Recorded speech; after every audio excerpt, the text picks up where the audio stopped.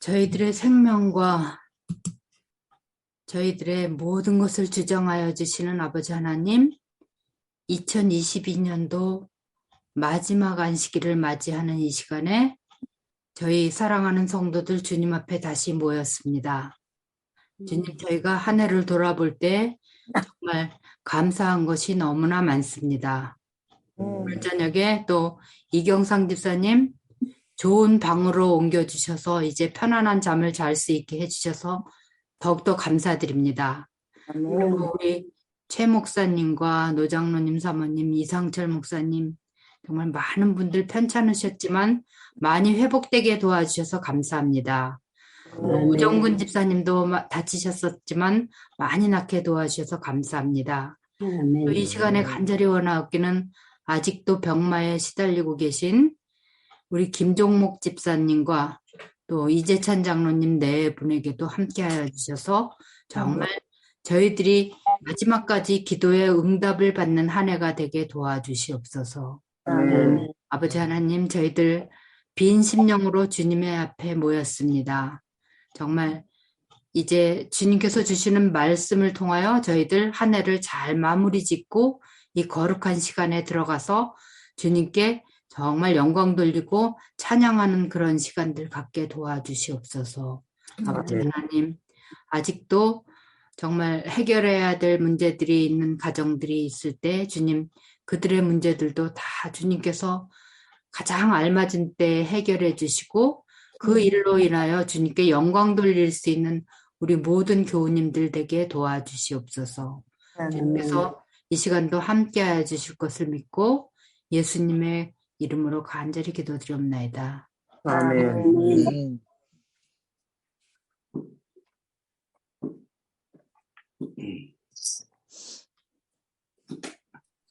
예, 감사합니다. 저는 오늘 말씀을 지난번에 한번 드렸던 말씀인데 이번에 우리가 요한복음을 공부하면서 이 베다니에 있는 나사로의 누이 마리아에 대해서 다시 한번 깊이 연구하는 가운데 은혜를 받아서 그때 전했던 말씀과 더불어서 함께 말씀을 드리려고 합니다. 이 베다니 이 요한복음 12장에 나오는 유월절 엿새 전에 베다니에 이르시니 거기서 죽은 자 가운데서 살리신 나사로가 있는 곳이라. 거기서 예수를 위하여 잔치할세 마르다는 일을 하고 나사로는 예수와 함께 앉은 자 중에 있더라. 마리아는 지극히 비싼 향유 곧 순전한 나드 한 근을 가져다가 예수의 발에 붓고 자기 머리털로 그의 발을 닦으니 향유 냄새가 집에 가득하더라. 이 본문에 있는 말씀을 이 사건을 기록한 것은 마태, 마가, 누가 이 세 가지 복음에서 다 기록하고 있는 것을 우리가 보게 됩니다. 우리 조금 시간은 걸리겠지만 있는 말씀들을 한번 좀 같이 사복음서에서 찾아보려고 합니다. 먼저는 마태복음 26장입니다. 마태복음 26장 6절로 13절입니다. 마태복음 26장 6절로 13절. 예수께서 베다니 나병 환자 시몬의 집에 계실 때에 한 여자가 매우 귀한 향유 한 옥합을 가지고 나와서 식사하시는 예수의 머리에 부으니 제자들이 보고 분개하여 이르되 무슨 의도로 이것을 허비하느냐?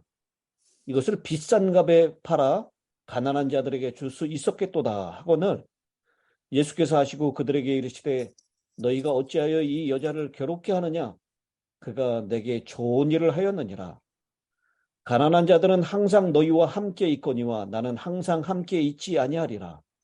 이 여자가 내 몸에 이 향유를 부은 것은 내 장래를 위하여 함이니라. 내가 진실로 너희에게 이르노니 온 천하에 어디서든지 이 복음이 전파되는 곳에서는 이 여자가 행한 일도 말하여 그를 기억하리라 하시니라. 이 마태가 기록한 예수님의 머리에 향유를 붓는 사건을 우리가 읽었습니다. 이제 마가가 기록한 것을 보도록 하겠습니다. 마가복음 14장 3절입니다. 마가복음 14장 3절. 여러분 무엇이 차이가 있고 무엇이 공통점이 있는지를 한번 잘 면밀하게 생각하시면서 보시기 바랍니다. 예수께서 베다니 나병 환자 시몬의 집에서 식사하실 때, 우리 26장에서는 베다니 나병 환자 시몬의 집에서 계실 때 똑같이 나오고 있죠. 근데 매우 귀한 향유라고만 표현되어 있지만 이 마가복음에는 그 향유가 어떤 것인지를 보여주고 있습니다. 값진 향유, 나드. 값진 향유 곧 순전한 나드 한 옥합을 가지고 와서 그 옥합을 깨뜨려 예수의 머리에 부으니 어떤 사람들이 화를 내어 서로 말하되 어찌하여 이 향유를 허비하는가? 이 향유를 300데나리온 이상에 팔아 가난한 자들에게 줄 수 있었겠도다 하며 그 여자를 책망하는지라. 예수께서 이르시되 가만두라. 너희가 어찌하여 그를 괴롭게 하느냐? 그가 내게 좋은 일을 하였느니라.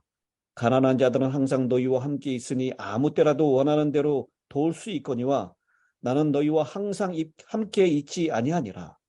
그는 힘을 다하여 내 몸에 향유를 부어 내 장례를 미리 준비하였느니라. 내가 진실로 너희에게 이르노니 온 천하에 어디든지 복음이 전파되는 곳에는 이 여자가 행한 일도 말하여 그를 기억하리라 하시니라. 그 다음에 이제 누가복음 7장으로 가보겠습니다. 누가복음 7장 36절부터 있는 말씀입니다. 한 바리새인이 예수께 자기와 함께 잡수시기를 청하니 이에 바리새인의 집에 들어가 앉으셨을 때 그 동네에 죄를 지은 한 여자가 있어 예수께서 바리새인의 집에 앉아 계심을 알고 향유 담은 옥합을 가지고 와서 예수의 뒤로 그 발 곁에 서서 울며 눈물로 그 발을 적시고 자기 머리털로 닦고 그 발에 입 맞추고 향유를 부으니 예수를 청한 바리새인이 그것을 보고 마음에 이르되 이 사람이 만일 선지자라면 자기를 만지는 이 여자가 누구며 어떠한 자 곧 죄인인 줄 알았으리라 하거늘 예수께서 대답하여 이르시되 시몬아 내가 네게 이를 말이 있다 하시니 그가 이르되 선생님 말씀하소서. 이르시되 빚 주는 사람에게 빚진 자가 둘이 있어 하나는 500데나리온을 줬고 하나는 50데나리온을 줬는데 갚을 것이 없으므로 둘 다 탕감하여 주었으니 둘 중에 누가 그를 더 사랑하겠느냐? 시몬이 대답하여 이르되 내 생각에는 많이 탕감함을 받은 자니이다. 이르시되 내 판단이 옳다 하시고 그 여자를 돌아보시며 시몬에게 이르시되 이 여자를 보느냐? 내가 네 집에 들어올 때 너는 내게 발 씻을 물도 주지 아니하였을 때 이 여자는 눈물로 내 발을 적시고 그 머리털로 닦았으며 너는 내게 입 맞추지 아니하였을 때 그는 내가 들어올 때로부터 내 발에 입 맞추기를 그치지 아니하였으며 너는 내 머리에 감람유도 붓지 아니하였을 때 그는 향유를 내 발에 부었느니라. 이러므로 내가 네게 말하노니 그의 많은 죄가 사하여 졌도다. 이는 그의 사랑함이 많음이라. 사함을 받은 일이 적은 자는 적게 사랑하느니라. 이에 여자에게 이르시되 내 죄사함을 받았느니라 하시니 함께 앉아있는 자들이 속으로 말하되 이가 누구이기에 죄도 사하는가 하더라. 예수께서 여자에게 이르시되 네 믿음이 너를 구원하였으니 평안히 가라 하시니라. 이제 다시 요한복음 12장으로 돌아오겠습니다. 요한복음 12장,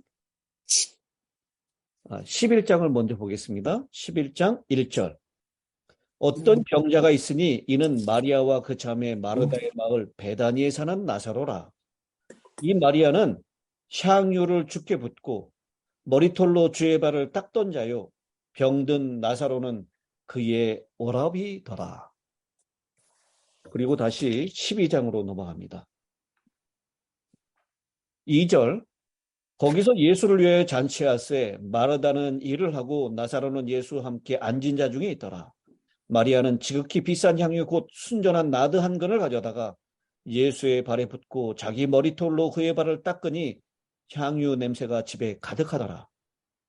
제자 중 하나로서 예수를 잡아줄 가룟 유다가 말하되 이 향유를 어찌하여 300데나리온에 팔아 가난한 자들에게 주지 아니하였느냐 하니 이렇게 말하면 가난한 자들을 생각함이 아니요 그는 도둑이라.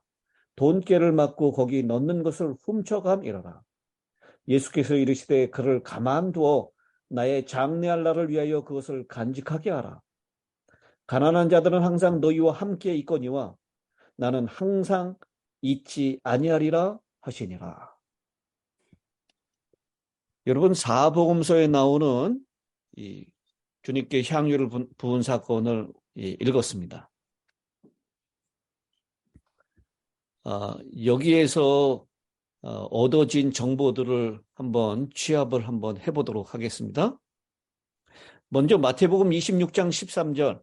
내가 진실로 너희에게 이르노니 온 천하에 어디서든지 이 복음이 전파되는 곳에는 이 여자의 행할 일로 말미암아 저를 기념하리라 하시니라. 그러니까 복음 전파하는 일과 이 마리아가 향유를 부은 사건은 복음 전파되는 그 모든 곳마다 다 전하게 될 것이다 라고 얘기를 하고 있습니다. 그래서 오늘 저는 복음을 전하는 목사로서 이 여자의 행한 일을 말해야 합니다. 여러분들도 이 복음을 전할 때마다 이 머리에 발에 향유를 붓던 이 여자 이야기를 꼭 해야 한다라고 하는 것입니다. 이것은 예수님의 명령입니다. 그렇다면 이 여자는 누구이며 무엇 때문에 단 한 번에 매우 귀한 나드 향유 한 옥합을 이 가격이 얼마 정도 된다고 우리가 정보를 얻었습니까? 300데나리온. 300데나리온. 데나리온은 노동자 하루 품삯이니까요. 그래서 1년 동안 안식일과 기념일을 빼고 300일 동안 일한 노동자의 품삯입니다.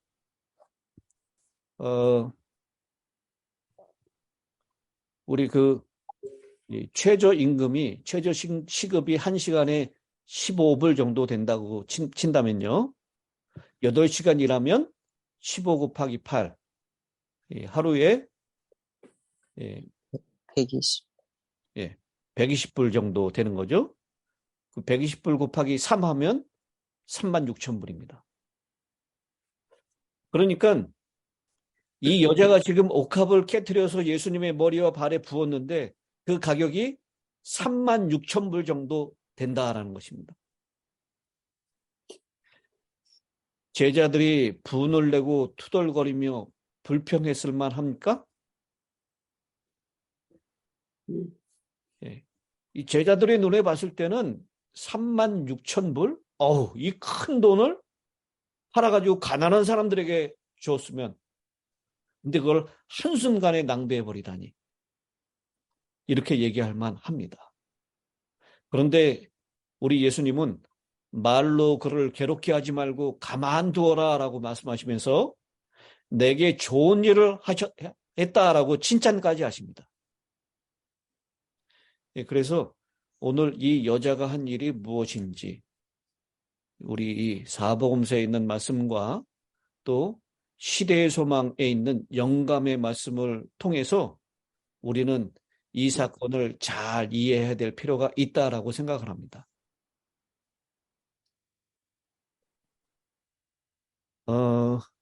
이 사복음서에 있는 말씀들을 우리 정리를 먼저 해보면요.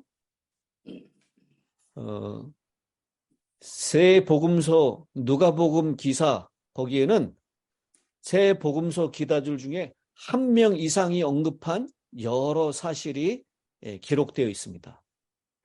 첫 번째, 모두 다 이 사건이 잔치였다라고 하는데 일치하고 있습니다. 예수님을 위한 잔치였다라고 하는 것이죠. 두 번째, 예수님께 향유를 부은 사람이 여자였다라고 하는 것에 일치합니다.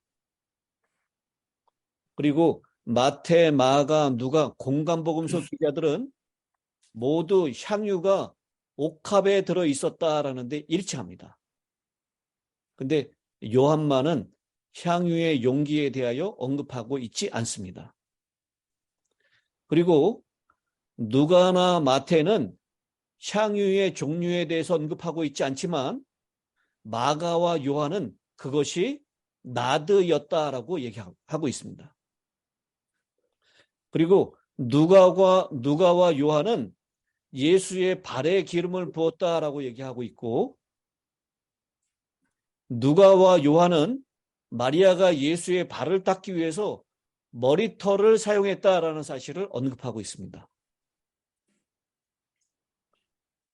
그리고요, 이 잔치를 열은 사람의 주인의 이름이 나와 있습니까?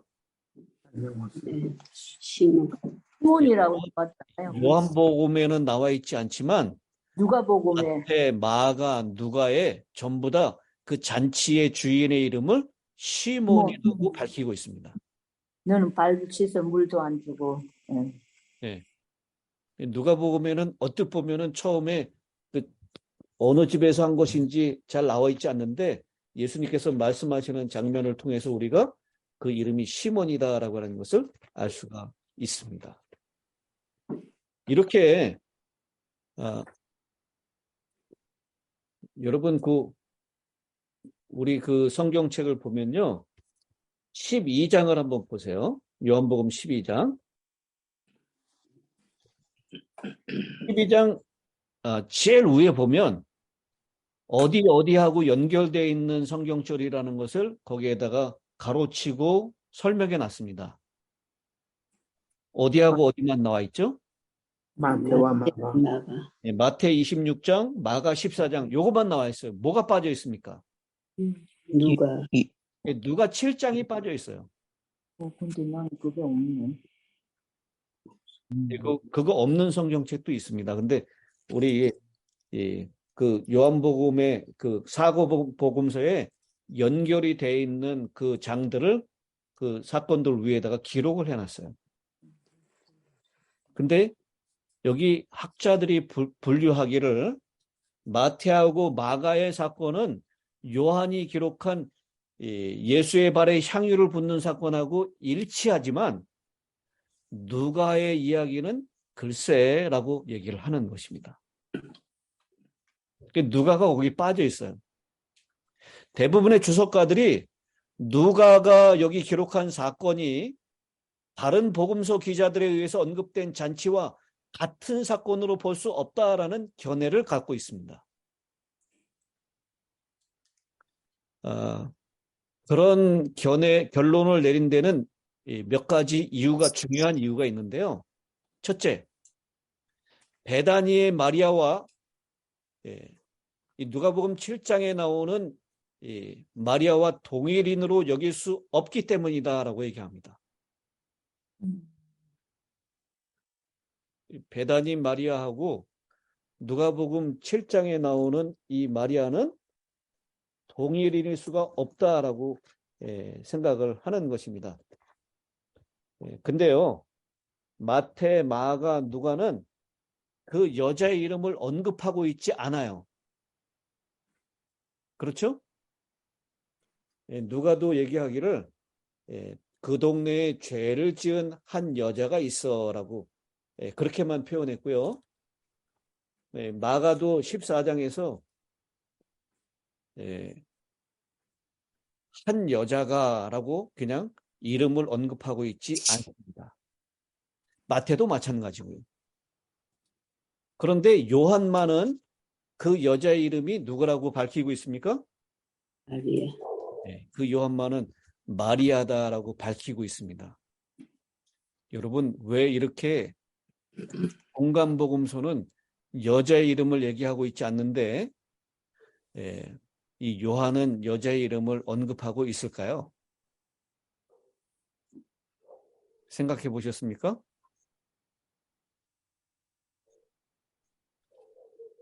이 공간복음을 기록했을 당시에는요, 누가 살아있을 가능성이 많습니까? 예수님. 예수님 살아. 예수님은 돌아가셨어요. 공감. 마태, 마가, 누가가 기록될 당시가 뭐 60년 AD 60년 고 안팎이니까요. 누가 살아있을 가능성이 많냐면 이 마리아가 살아있을 가능성이 많습니다.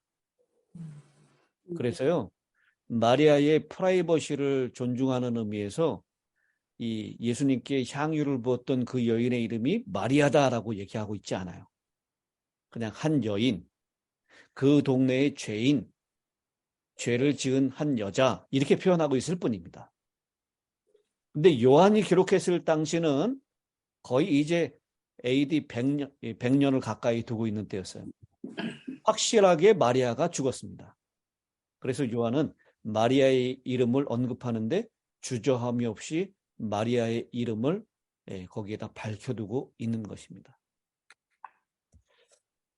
그리고 학자들이 또 이 누가복음에 기록된 이 사건과 다른 이 세 복음서에 나오는 이야기와 같은 이야기를 할 수 없는 것은 여기 예루살렘에 예수를 초청한 사람이 누가복음 7장 36절에 보면 그 사람이 누구라고 얘기하고 있습니까? 시몬.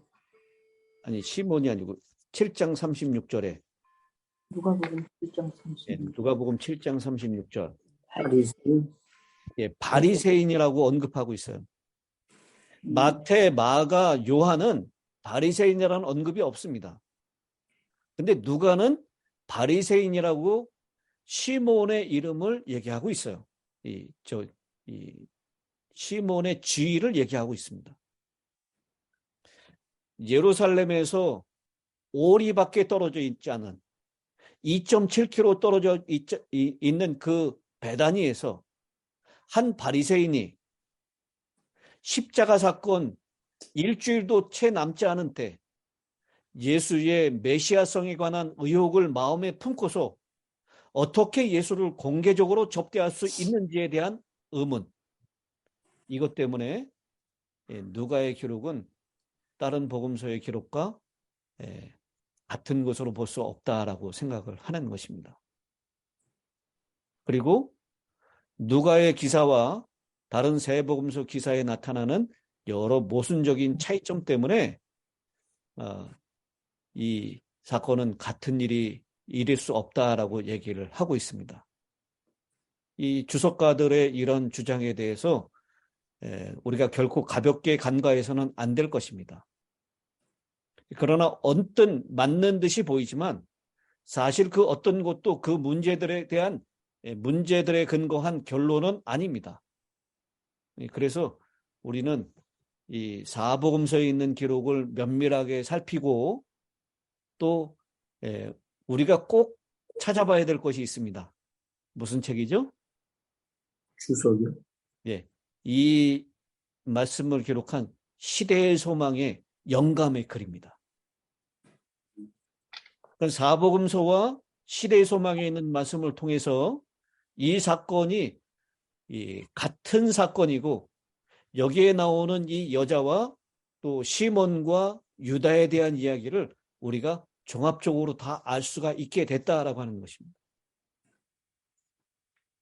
여러분, 저는 영감의 기록인 엘렌 화이트의 시대의 소망이 우리에게 주어진 것이 얼마나 큰 특권인지 모릅니다. 정말 귀한 말씀이에요. 시대의 소망에 있는 말씀들을 통해서 이 여자가 바로 베다니의 마리아가 누구라고 하는 것을 알 수 있어요? 나사로 예. 나사로의 누이. 이 베다니의 마리아가 나사로의 누이라는 것은 우리 성경을 통해서만도 알 수 있죠. 근데 이 베다니의 마리아가 막달라 마리아라는 것을 알 수 있어요.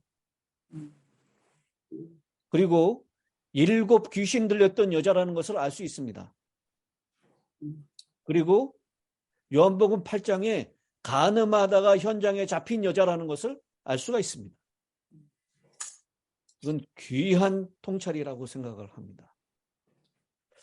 제가 이 말씀을 시대의 소망에서 읽으면서 얼마나 흥분했는지 몰라요.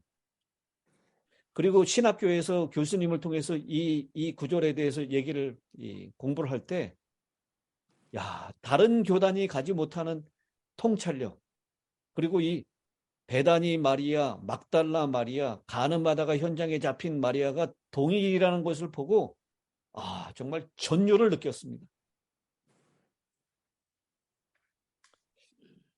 우리가 그래서 오늘 이 시간에 마리아 이야기를 정리하고 그 다음에 더 나아가서 그 자리에 있었던 시몬과 유다에 대한 이야기까지도 언급하면서 오늘 시간을 마치려고 합니다. 마리아가 베다니에서 살고 있었던 것이 분명합니다. 그런데 그 베다니에서 막달라라고 하는 지역으로 이사를 갔던 것 같아요. 그 배경을 우리가 살펴보겠습니다. 예루살렘에서 2.7km 떨어진 베단이라고 하는 작은 마을에 나사로, 마르다, 마리아 3남매가 살고 있었습니다. 사복음서와 시대의 소망을 참고해 보면 이 3남매는 부모님이 일찍 돌아가시고 3남매 홀로 살아왔던 것 같습니다. 아마도 나사로는 아버지 역할을 감당하고 마르다는 마리아에게 있어서 어머니 역할을 감당한 듯합니다. 그런데 이 가정의 마리아에게 한 일이 벌어졌습니다. 시대의 소망 566페이지입니다. 시몬은 그가 지금 멸시하는 여인을 죄 가운데로 유인하였었다. 그 여자는 그로부터 심한 폭행을 당했었다. 시몬은 누가복음 7장 35절로 50절에 의하면 바리새인이었습니다. 여러분, 그 당시에 바리새인은 종교 지도자였고 종교를 받는 계층이었습니다. 아들의 직업을 물을 때 나의 아들은 바리새인이요라고 대답하는 것만큼 더 자랑스러운 일은 없었습니다. 그리고 분명 시몬은 이들 3남매를 돌보는 가까운 마을의 친척이었을 것이므로 더욱 존경을 받았을 것입니다. 그런데 그만 시몬이 예쁘장한 마리아를 범하고 만 것입니다. 놀라운 일은 아무도 이 둘 사이에 어떤 일이 있는지를 알지 못한 듯하였습니다. 물론 누구는 아셨을까요? 예수. 네. 물론 이 범죄를 우리 하나님은 아셨습니다. 이렇게 사람이 죄를 짓기 시작하면요, 일종의 자기 학대와 자기 혐오로 말미암아 죄악을 계속 범하고 타락하고 병들기 시작합니다. 이제 마리아는 동일한 범죄를 계속함으로 자신을 형벌하기 시작합니다.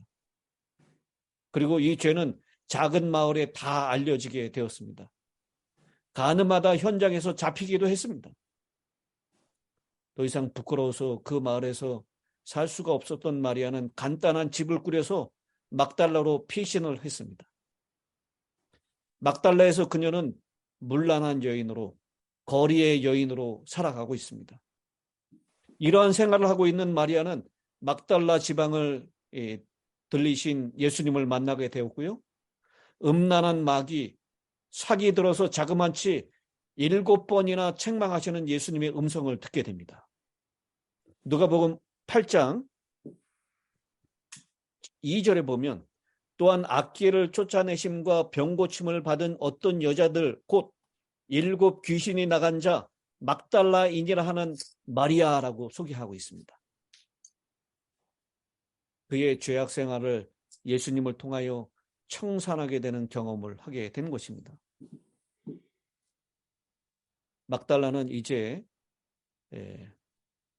막달라 마리아는 막달라 마리아에서 그것을 청산하고 다시 자신의 고향이었던 베다니로 돌아오게 됩니다. 죄를 용서하는 일은 하나님만이 하실 수 있습니다. 죄 용서하고 죄 사함에는 반드시 피 흘림이 있어야 하기 때문입니다. 그 피는 죄가 없는 제물의 피가 되어야 했습니다. 성경에서 피라고 하는 말이 약 700번 나오는데요. 인체에서 피를 뽑아버리면 죽는 것 같이 성경에도 피의 의미를 제거하면 생명이 없어집니다. 성경에서 죄는 곧 사망이라고 얘기했고 피는 곧 생명이라고 했기 때문입니다. 우리 모두는 죄 때문에 사망을 당하게 되었고 생명의 근원이신 하나님과 분리되었는데 죄를 씻고 하나님과 다시 화목하게 되고 영생을 얻는 길은 바로 피밖에 없기 때문입니다. 우리의 죄를 위하여 피 흘려주신 하나님, 그 하나님의 피 흘리심을 통해서 우리는 다시 생명을 얻을 수가 있게 된 것입니다. 아멘. 그래서 이제 예수님의 그 죄 사여 주시는 은총을 통해서 마리아는 다시 베다니로 돌아오게 됩니다. 그리고 자신의 죄를 용서해 주시고 죽었던 오라버니 나사로를 살리신 예수님 앞에 그는 정말 감사하는 마음이 넘쳤습니다. 주님을 사랑하는 마음이 정말 뜨거워졌습니다. 그래서 그가 준비할 수 있는 최선의 것으로 주님의 장례를 위해서 이 주님께서 계속 이제 죽을 때가 됐다라고 말씀하시기 때문에 주님의 장례를 위하여 300데나리온 넘는 이 나드 향유, 최고의 향유입니다. 그것을 준비했습니다. 그리고 시몬 바리새인이고 문둥병자라고 소개되고 있습니다. 그리고 베다니에 살고 있는 이 바리새인이 예수님이 유월절 엿새 전에 베다니로 들어오셨다라는 말씀을 듣고 자신의 문둥병을 치료해 주셨다는 것 때문에 주님과 제자들을 위하여 자기 집을 초청해서 잔치를 벌입니다. 그 잔치집에는 그들의 친척이었던 마르다, 나사로, 마리아 다 같이 앉아 있습니다. 여러분, 마리아는 그 어렸을 때 자신의 친척이었던 그리고 사람들로부터 존경받았던 바리새인 시몬에 의해서 몹실시를 당했는데 근데 그것은 아무도 모르고 둘밖에 없었고 시간이 꽤 지났습니다. 그러나 유다가 왜 저것을 팔아서 가난한 사람들에게 주지 않고 저것을 허비하느냐라고 하는 그런 불평을 늘어났을 때 그 이야기를 들은 시몬은 예수님을 선지자로 생각하고 위대한 교사로 생각했지만 그가 정말 우리가 기다리는 메시아일까라고 하는 것은 확신이 없었습니다. 그리고 더더군다나 그가 그를 구원하는 구원자라고 하는 것에 대해서는 그때까지는 아직 믿음이 없었을 때입니다. 그러면서 예수님이 선지자라면 자신의 발을 만지고 머리털로 씻고 발에 입 맞추고 있는 저 여인이 죄인인데 저 여인이 이 죄인이 자신을 만지는 것을 왜 허용하고 계실까? 선지자라면 그것을 아실 텐데 저 여인이 죄인인 것을 아시지 못하는 것일까? 그런 의문이 떠올랐습니다. 그래서 마음에 이르기를 7장 누가복음 7장 39절이죠. 예수를 청한 바리새인이 그것을 보고 마음에 이르되 이 사람이 만일 선지자라면 자기를 만지는 이 여자가 누구며 어떠한 자 곧 죄인인 줄을 알았으리라. 그런데 왜 계속 만지도록 허용하고 있을까? 그때 예수님께서 대답을 하십니다. 예수님은 마음의 소리를 듣습니다. 그 사람의 중심을 보십니다. 그 사람의 실상을 아십니다. 시몬아, 내가 네게 이를 말이 있다 하시니 그가 이르되 선생님 말씀하소서. 이르시되 빚주는 사람에게 빚진 자가 둘이 있어 하나는 500데나리온을 줬고 하나는 50데나리온을 줬는데 갚을 것이 없으므로 둘 다 탕감하여 주었으니 둘 중에 누가 더 사랑하겠느냐. 주님께서 비유로 시몬에게 말씀을 하십니다.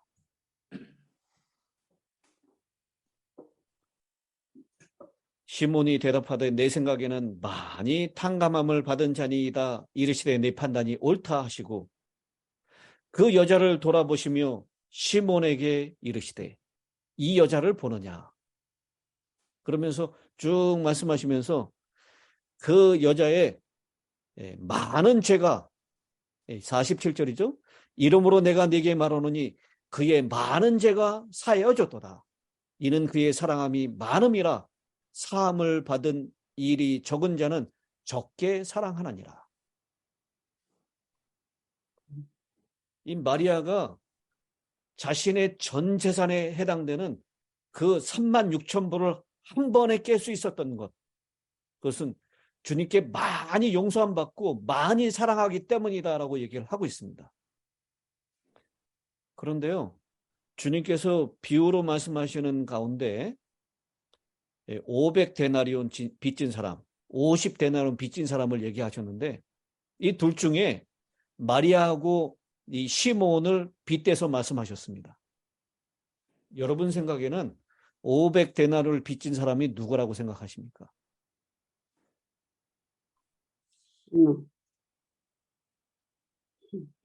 500데나리온을 빚진 사람, 더 많이 용서를 받고 더 큰 죄인은 바로 시몬이다라고 하는 것을 말씀하시는 것입니다. 다른 주변에 있는 사람들은 몰라요. 이 시몬은 바리새인이었고 사람들에게 존경받는 사람이었고 율법에 철저한 사람이었습니다. 그러나 그 안에 자신의 친척 어린아이를 범하고 그 아이의 삶을 망가뜨리고 귀신에 빠지게 하고 그 아이를 아주 엄청난 죄악의 구렁텅이로 몰아넣었던 큰 죄를 졌던 시몬, 그가 500데나를 빚진 자였다는 것을 주님께서는 말씀하고 있는 것입니다. 그런데 50데나리온밖에 빚지지 않았는데도 그것을 탕감받고 마리아가 이렇게 헌신하고 사랑을 표했다면 너는 달랑 잔치를 베풀어가지고 나한테 한 끼 먹는 것으로 그 은혜를 다 갚았다라고 생각할 수 있겠느냐라는 것입니다. 그 자신의 모습을 제대로 보여주고 있는 것입니다. 시몬의 실상을 알리고 있는 것입니다. 그런데요, 주님께서 하신 방법을 시대의 소망 567페이지엔 이렇게 기록하고 있습니다. 시몬은 손님들 앞에서 공공연하게 자기를 책망하지 않으신 예수의 친절로 인하여 감동되었다. 그는 마리아가 받게 되기를 그가 바랐던 것처럼 대접받지 않았었다. 그는 예수께서 그의 잘못을 다른 사람 앞에 드러내기를 원하지 않으시며 사실을 진실하게 말함으로 그의 마음에 죄를 깨닫게 하고 동정적인 친절로서 그의 마음을 부드럽게 하기를 원하신다는 것을 알게 되었다. 단호하고도 공공연한 책망은 시몬의 마음을 굳게 하여 회개할 수 없게 하였을 것이지만 참을성이 있는 훈계가 그로 하여금 그의 잘못을 깨닫도록 하였다. 시몬은 주님께 진 빛의 크기를 보았다. 그 전까지는요, 선지자로, 위대한 교사로, 그리고 이분이 정말 메시아일까? 그런 의문이었지만 시몬을 대하는 예수님의 그 친절하고 동정 어린 그 부드러운 권면, 자신의 실상을 다 알고 있지만 사람들 앞에 폭로하고 그를 죄인으로 정죄하지 않으신 예수님의 친절한 사랑, 그 사랑을 통해서 주님께 진 빛의 크기를 보게 되었습니다. 아, 나야말로 500데나리온 빚진 자였구나 라고 하는 것을 깨닫게 된 것입니다. 이것을 통해서 이 바리새인이었던 시몬이 예수님의 충실한 제자가 되었고 예수님을 구주로 영접하게 되는 놀라운 사건이 일어나게 된 것입니다. 아멘. 그리고요, 이 시대의 소망에 있는 563페이지에 유다와 관련된 예를 이렇게 기록하고 있습니다. 마리아의 행위는 유다가 취하려고 하는 행동과 현저한 대조를 이루었다. 비평의 종자를 떨어뜨리고 제자들의 마음에 악한 생각을 일으키려고 한 자에게 예수께서는 얼마나 날카로운 교훈을 주실 수도 있으셨던가. 비난자가 얼마나 정당하게 비난을 받을 수밖에 없이 만드실 수 있으셨던가. 모든 마음의 동기를 아시고 모든 행동을 이해하시는 예수께서는 잔치에 참석한 사람들 앞에서 유다의 경험 가운데서 어두운 장면들을 공개하실 수도 있으셨다. 변역자가 그의 말을 기초한 공허한 가면도 적나라하게 폭로될 수도 있었다. 그 까닭은 그는 가난한 자를 동정하기는커녕 구제에 요구되는 돈을 훔치고 있었기 때문이었다. 그가 과부와 고아와 고용인을 압박하였기 때문에 그에 대하여 분노가 격발될 수도 있었을 것이다. 만일 그리스도께서 유다의 가면을 벗기셨었더라면 이것이 주를 배반한 이유로 주장되었을 것이다. 그리고 도적이라는 책망을 받을지라도 유다는 제자들 가운데서 더욱 동정을 받게 될 것이었다. 구주께서는 그를 질책하지 않으셨다. 그와 같이 하여 그는 그에게 배반할 구실을 주지 않으셨다. 그러나 예수께서 유다에게 던지신 시선은 구주께서 그의 위선을 통찰하시고 천하고 비열한 성격을 아신다는 사실을 유다로 하여금 깨닫게 하였다. 그리고 매우 혹독하게 정죄받은 마리아의 행위를 칭찬하심으로 유다를 책망하셨다. 이 일 전에는 구주께서 결코 그를 책망하신 일이 없으셨다. 이제 그 질책은 그의 마음에 사무쳤다. 그는 복수하기로 결심하였다. 여러분, 같은 사건, 같은 권면을 듣고 시몬의 반응과 유다의 반응은 완전히 정반대로 나누어지게 됩니다.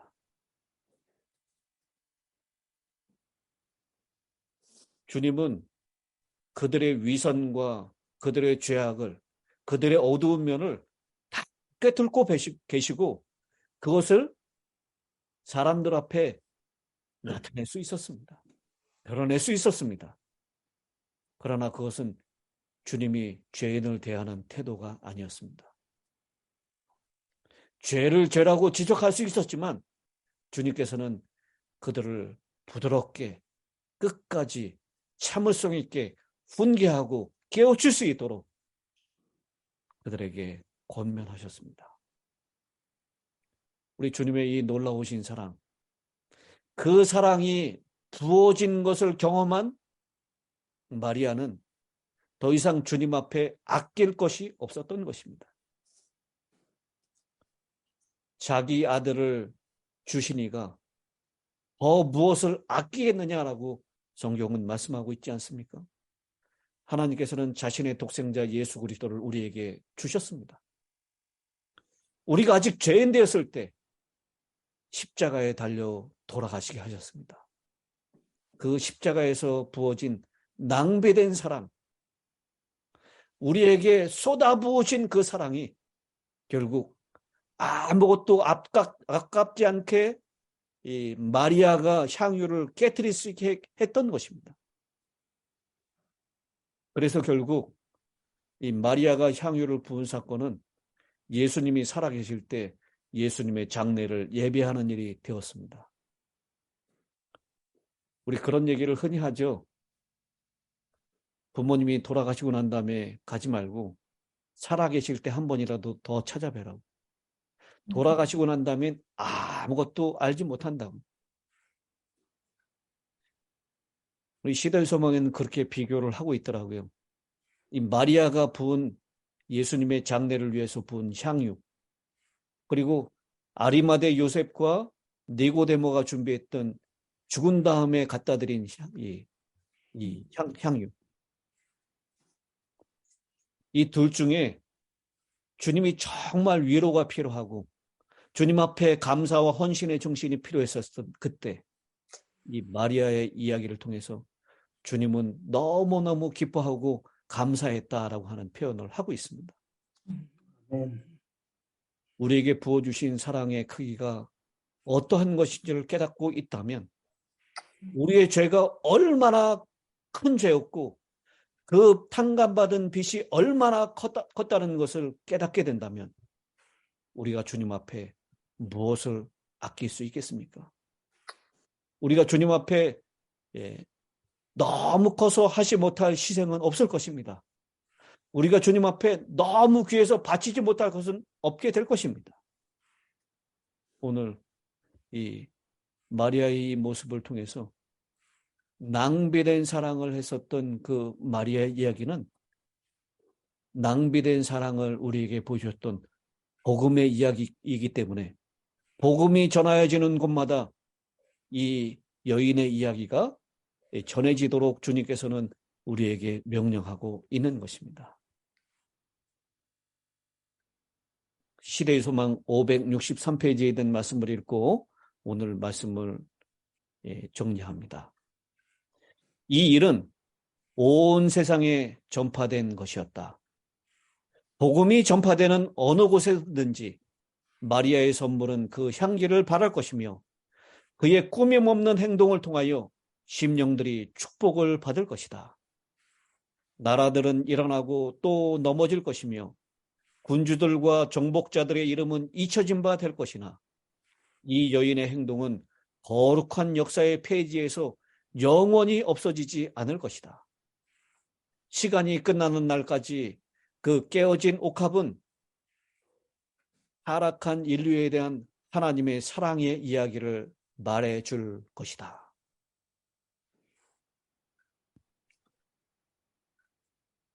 사람들은 죄는 사랑하면서도 죄인은 미워합니다. 그러나 그리스도께서는 죄를 미워하고 죄인은 사랑하십니다.